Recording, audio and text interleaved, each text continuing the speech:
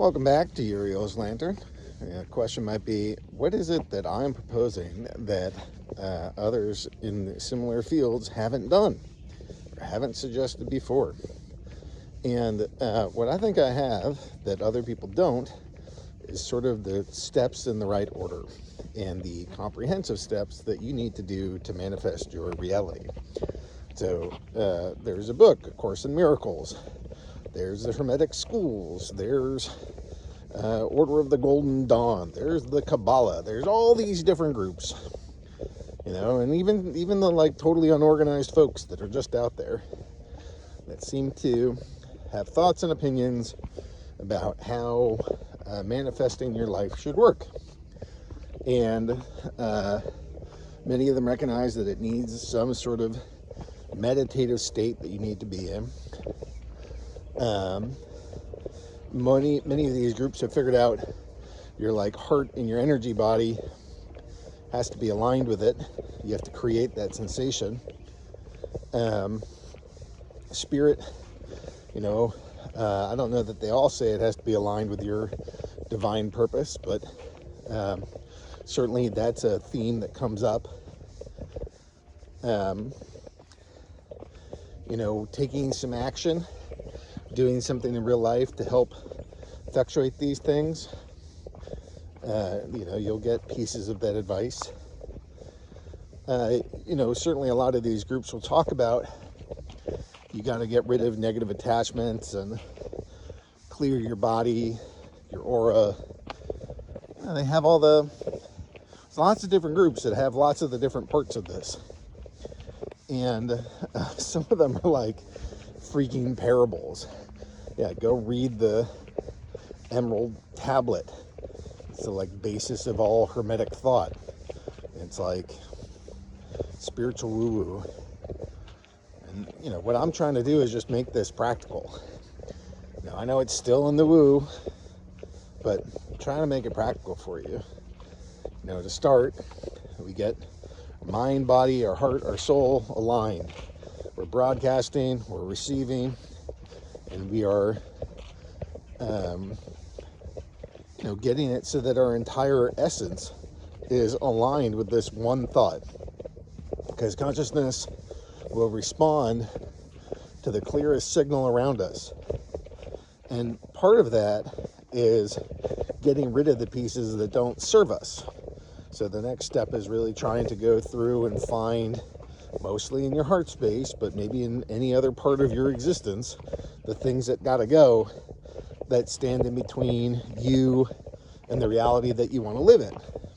Because that's all energetic, and you're an energy body, and if you're at either a certain frequency or there's things that are in the way, you can't go through the portal, you can't go through the quantum leap, you can't go through the whatever that gets you from here to there, because there's something that's either too big, doesn't fit, can't go with you, can't exist on the other side.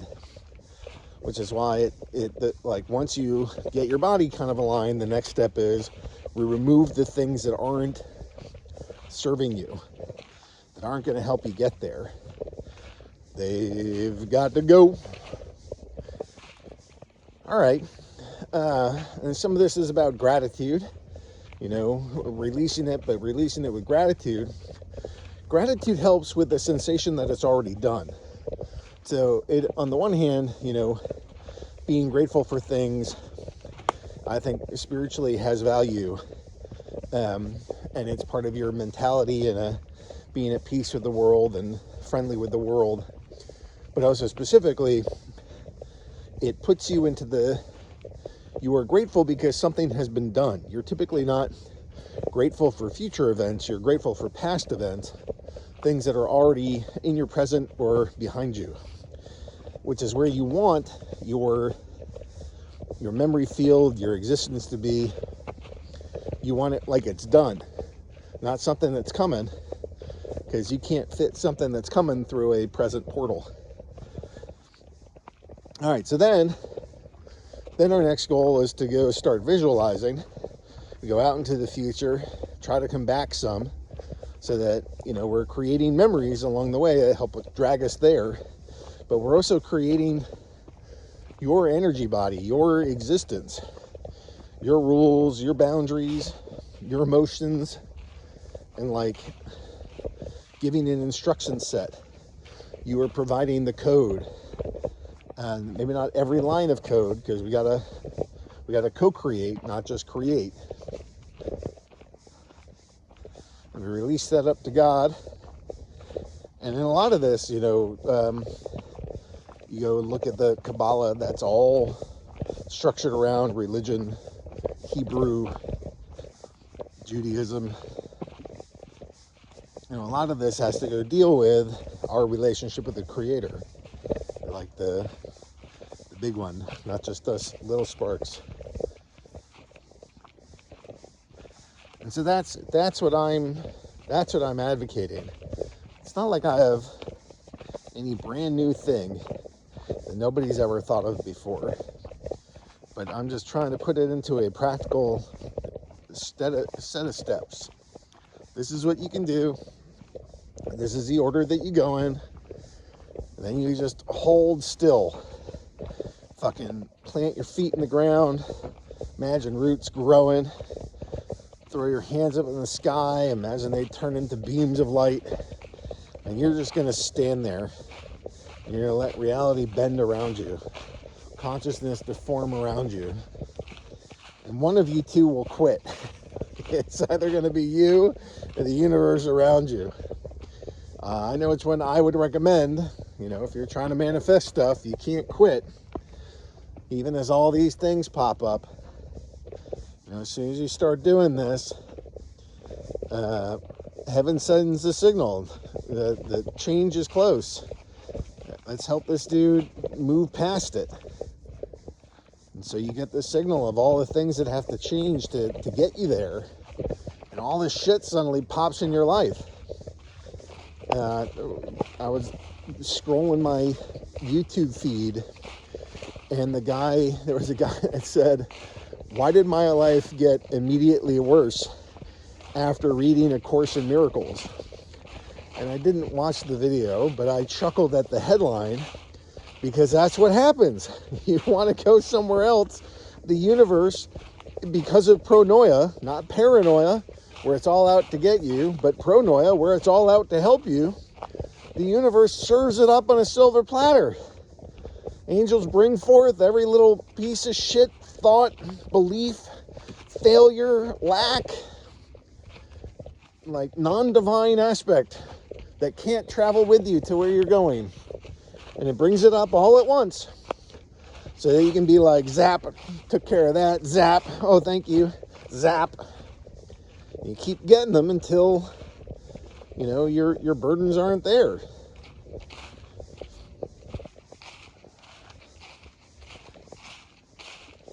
So,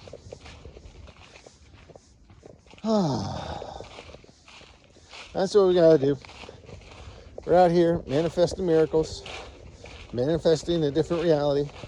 You're already doing it. Yeah, I just want you to know you're already doing this. I'm just trying to provide you with a little guidance that, hey, if you put some intent into this and train it like a muscle, that you could actually make these things happen. And you're already doing it, except that you're just doing it unconsciously. This is the path of the conscious creator. You got wherever you were, doing whatever you were doing, and it probably wasn't it. It wasn't the final stage. It wasn't the dream life. This is how we get there. You gotta grow. You gotta get rid of the man and woman you are today. Bury your old self. Figure out the parts of you we gotta release. Start moving into the person we want to be. And then hold steady while the world and consciousness wraps around you in a new way. You just hold. You're like William Wallace. Hold. Like all these demons are right there. Hold. But whatever. You just gotta stand and face them. They're all illusions anyways. They're all aspects of your consciousness that you conjured, help you overcome it. So you hold the line, and then you grow. Growing can take a long ass time, because you're not just growing yourself personally. You're supposed to be growing your faith with God, and that doesn't happen instantly, you know. So you got to stand there and you got to invite God in, put him into the command center of your brain, control center of your brain. Say, I welcome God here.